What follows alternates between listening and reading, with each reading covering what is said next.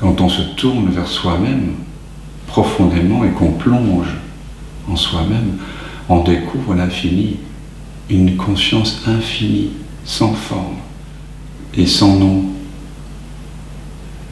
Est-ce que c'est votre expérience dans l'instant?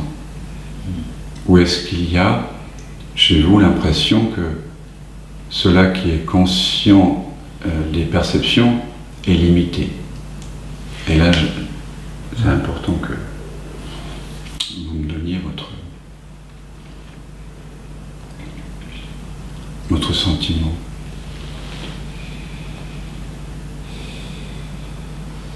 Moi, j'ai l'impression d'appartenir à tout.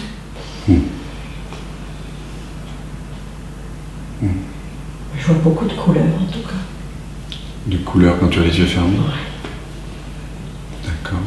Et ces couleurs, elles changent? Mauve. D'accord. Et ces couleurs, elles changent? Elles demeurent? Non. Pas vraiment, mais elles ne sont pas exactement la même. Ah non, pas dans le même ton. Voilà.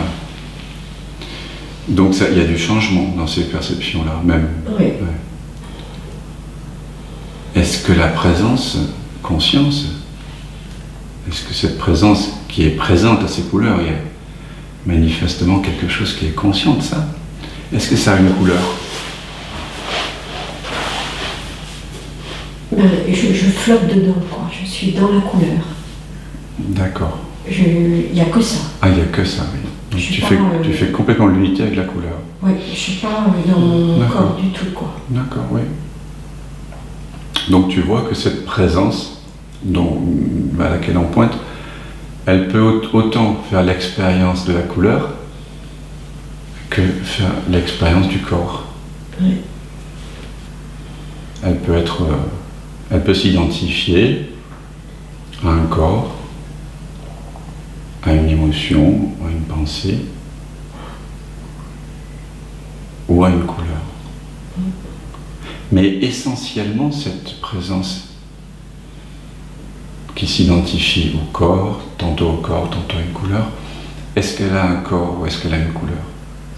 Ou est-ce qu'elle est libre, cette présence du corps et de la couleur? Libre, complètement. Ah, tu sens ça? Ah oui. Ouais. Parce que maintenant, cette présence peut-être s'identifie aux voix qui parlent là. Oui. Donc elle peut jouer à être tout, et en même temps, elle est rien. Et c'est parce qu'elle est rien qu'elle peut être tout. C'est parce qu'elle n'a pas de forme qu'elle peut goûter ce que c'est que d'être une forme. C'est parce qu'elle n'a pas de couleur qu'elle peut faire totalement un avec la couleur. C'est parce qu'elle est silence que les couleurs, les sons peuvent être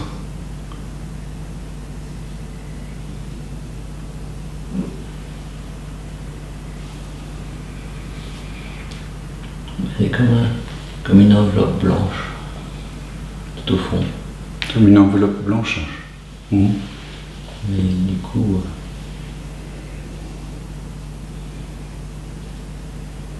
comme si c'était un réceptacle de pensée, mais il n'y a pas de blanc. D'accord. Et alors, si tu as conscience de ce réceptacle, c'est qu'il y a un observateur. Ouais. Alors, de quelle nature est cela qui observe cette enveloppe blanche? Ça, c'est... Retourne ta conscience maintenant vers cela qui est conscient de l'enveloppe blanche. Tu vois cette enveloppe blanche et apparemment c'est une vision très agréable. Mais maintenant je t'invite à mettre l'attention sur la source de l'attention. Qu'est-ce que c'est que cela qui est conscient de l'enveloppe blanche?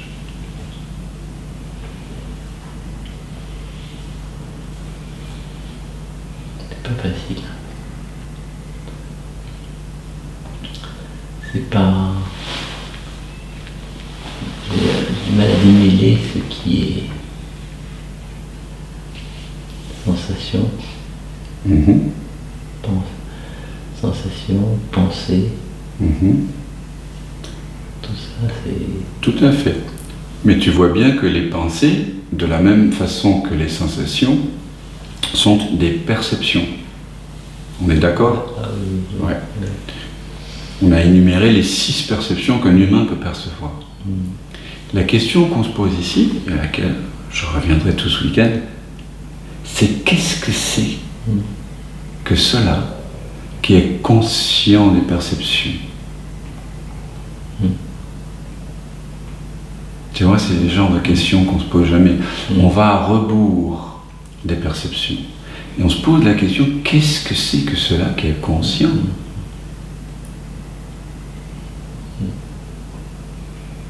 Parce que tu sais que tu es conscient des perceptions.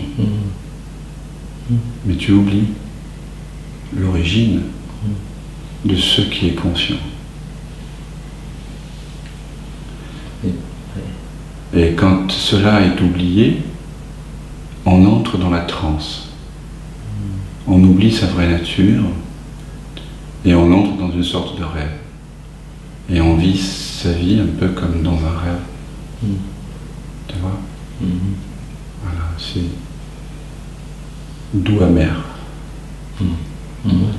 Si tu veux trouver ta vraie nature, qui est pure joie, pure paix, et je pense que c'est ce qu'on cherche tous de façon consciente ou inconsciente, il faut revenir à la source du regard, à la source de l'écoute, à la source des sensations, à la source de la perception. Ce que je vous invite, c'est de retourner le regard depuis les perceptions à 180 degrés vers cela qui perçoit. Qu'est-ce qui est conscient en ce moment de ce que tu perçois là? C'est ce qui est vu, ce que je vois. Ce que tu vois, c'est les perceptions. Ouais. Qu'est-ce que c'est qui est conscient? Qu'est-ce que c'est qui voit?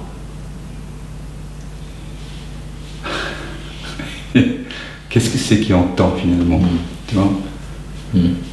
Est-ce que dans ton expérience directe présente, les sons que tu entends sont entendus par 2 petites oreilles? Ça, c'est ce qu'on nous a dit. Et puis comme ça, le chapitre était clos. Il te fait pas avec tes oreilles qui entendent, basta. Ou est-ce que dans ton expérience directe, là, si on fait que ça ce week-end, on va confronter ce qu'on croit avec une expérience directe. Est-ce que dans l'expérience directe, tu entends par 2 petites oreilles qui sont ici et les sons sont là-bas? Il y a donc une distance entre toi et les sons. Ou est-ce que dans la réalité de l'instant présent, tous les sons apparaissent à 0 cm de toi, ils sont déjà en toi? Quelle est ton expérience à toi? Je dirais que c'est plus quelque chose qui vient de l'extérieur que je... D'accord. L'extérieur, tu as une image pour créer ça, pour parler de ça, tu as une pensée qui te fait dire l'extérieur. C'est comme si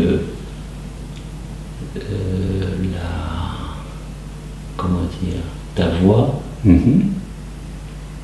je perçois, oui, elle n'est pas, elle est extérieure, elle est pas, je la sens pas venir de moi, enfin de moi, c'est comme si c'était un environnement qui rentrait. D'accord. Est-ce que la voix de Jacques est plus proche de toi que la voix de Dan?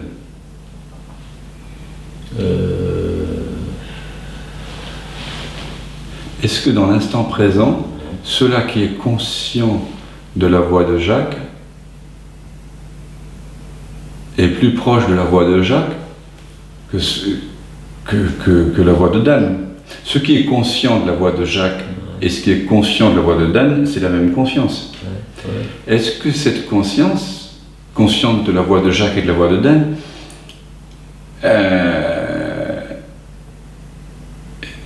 est-ce que la voix de Jacques apparaît à une distance plus proche de cette conscience que la voix de Dan ou pas? Non. Ah. Non. Mais remarque-le ça déjà. Non. C'est le même niveau. Voilà, cela qui est conscient, c'est immédiat. C'est ici et maintenant. Pour dire que la voix de Dan vient de l'extérieur et la voix de Jacques de l'intérieur, il faut déjà avoir l'imaginaire d'une distance de l'intérieur et de l'extérieur, qui est une pensée. Cette pensée d'intérieur et d'extérieur, elle apparaît à une distance de toi ou à 0 cm de toi? La pensée qu'il y a à l'intérieur et à l'extérieur. Est-ce que la pensée apparaît à 0 cm de toi ou est-ce qu'elle apparaît à distance?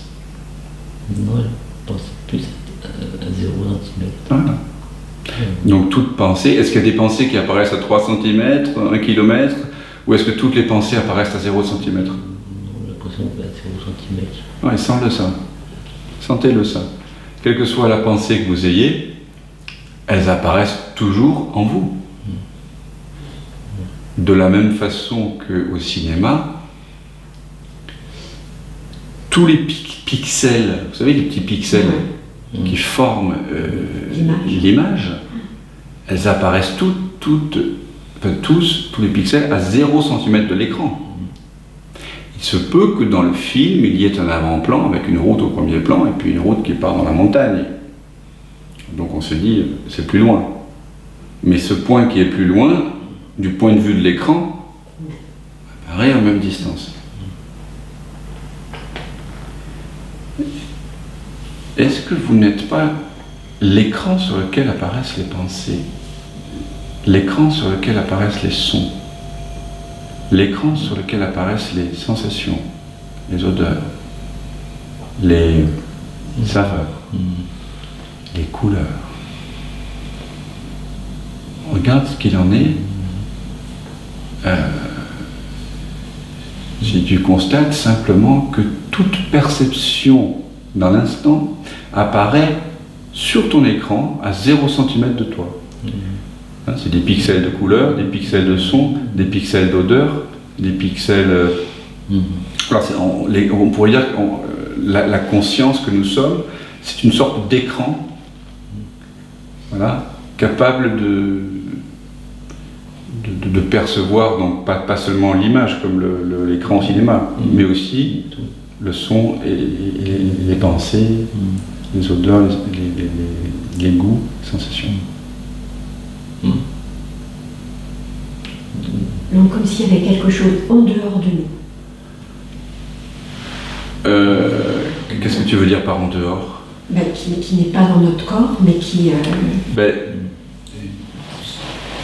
c'est simplement que c'est pas contenu par le corps. C'est que le corps est contenu dans ça. Parce que le corps, tu le perçois, ton corps. N'est-ce pas? Est-ce que cela qui perçoit le corps est enfermé dans le corps? C'est ça la question. Parce que ça, c'est ce qu'on nous a dit. On nous a dit la conscience se trouve dans le cerveau, ou dans le cœur, on l'a localisée en fait, pour clore le chapitre, pour pas... Voilà.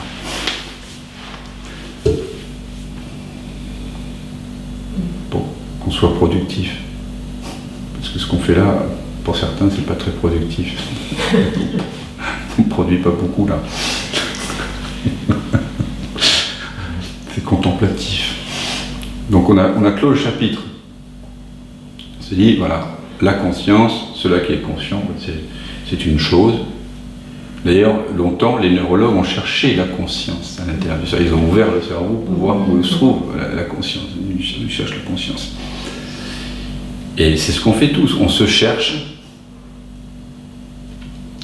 Et ce que je partage au cours de ce week-end, c'est que dès que l'on se cherche au travers du temps, dès que l'on se cherche en tant qu'une chose, plus qu'un objet finalement, qui a une forme, dès qu'on se cherche ou qu'on cherche le bonheur ou la paix ou quoi que ce soit, donc qu'on cherche la vérité dans le futur plutôt que maintenant, dès qu'on fait ça, dès qu'on est dans cette recherche de plus ou d'être ailleurs, alors on voit la beauté de ce qui est déjà là. C'est cette sorte de mécanique, de cercle vicieux qui fait qu'au moment même où on cherche, où il semble, on est plein de bonnes intentions, mais dès qu'il y a une intention,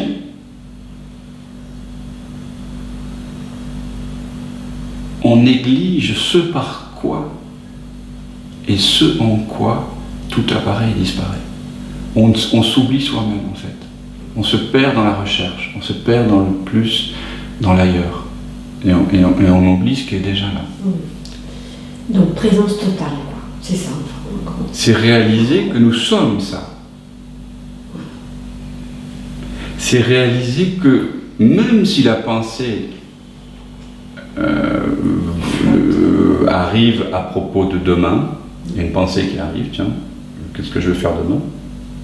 C'est juste une pensée qui apparaît dans une présence qui est déjà là. Les pensées de demain, à propos de demain, elles apparaissent toujours maintenant. Les pensées à propos d'hier, elles apparaissent maintenant. Alors, est-ce que je suis cela qui est perçu, c'est-à-dire un ensemble d'images que j'ai, on a tous des images de soi, de soi-même, ou est-ce que je suis cela qui est présent, qui est là maintenant, qui est déjà là? C'est important parce que tant que l'on croit qu'on est un corps et un esprit, ben, on est dans le couloir de la mort. Est-ce que le corps il va disparaître? Il est né, il va mourir. Donc une sorte d'angoisse si on s'identifie au corps. Mais c'est surtout que c'est pas vrai. Parce que ce que l'on est, c'est cela qui est conscient de ce corps. Le corps, il apparaît à nous sous forme de sensation ou sous forme visuelle, de pixels. Mais moi, je ne suis pas les pixels qui apparaissent. Je suis cela qui en est conscient. Pour découvrir cela, il faut retourner le regard à 180 degrés, depuis les perceptions vers la source. Et dans la source, on découvre qu'en fait, la conscience, elle est sans dimension. Elle est déjà là.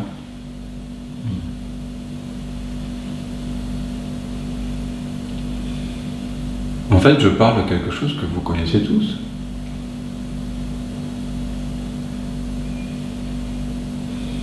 Vous savez déjà ce dont je parle. Vous ne pouvez pas ne pas le savoir.